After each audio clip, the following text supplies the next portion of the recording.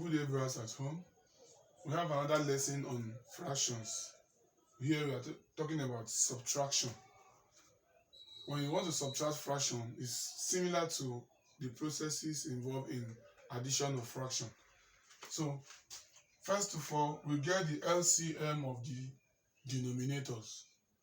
But there is one important thing to look out for. If the denominators are such that the smaller one can divide the bigger one, automatically your LCM is that bigger number, which is 12. So we are going to take 12 as the LCM. 12 divides 12 once, multiply by 7, 7.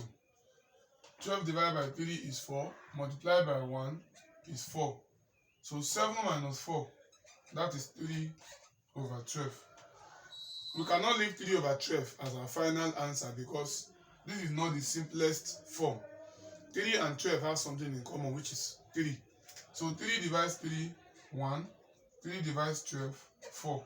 So that means our final answer is 1 over 4. So that is when we have proper fractions like this.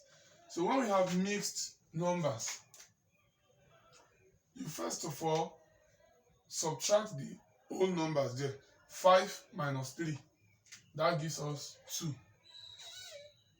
Now we get the LCM of 4 and 3.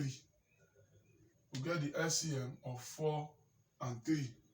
And just like in the first example, if you have two denominators that don't have any common factor, if they don't have anything that can divide both of them, the LCM is just simply multiply both of them. So 4 times 3 is 12.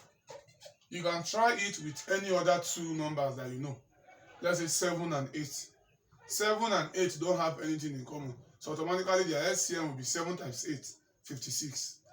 But if it is 10 and let's say 12, 10 and 12, 2 can divide them. So if 2 can divide 10 and 12, then the LCM cannot be 10 times 12. So in this case now, since 4 and 3 don't have anything in common, then the LCM will be 4 times 3, which is 12. Now 12 divided by 4 is 3. Now 3 times 1 is 3. 12 divided by 3 is 4. 4 multiplied by 2 is 8.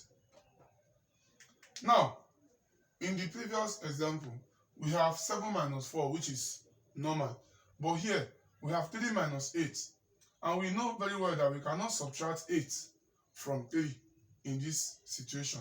So what we are going to do now is to borrow 1 from this whole number that we have here. The number we have here is 2. If you take away 1 from that 2, you are left with 1. You are left with 1. So that 1 that you've taken from 2 automatically represents the LCM, which is 12. So it means you are not going to add whatever you have as LCM to this 3 here. 12 plus 3, that's 15. It will now become 15 minus 8 over 12. Once again, if you discover that you cannot subtract this number here from this one, borrow 1 from these 2. It gives us 1.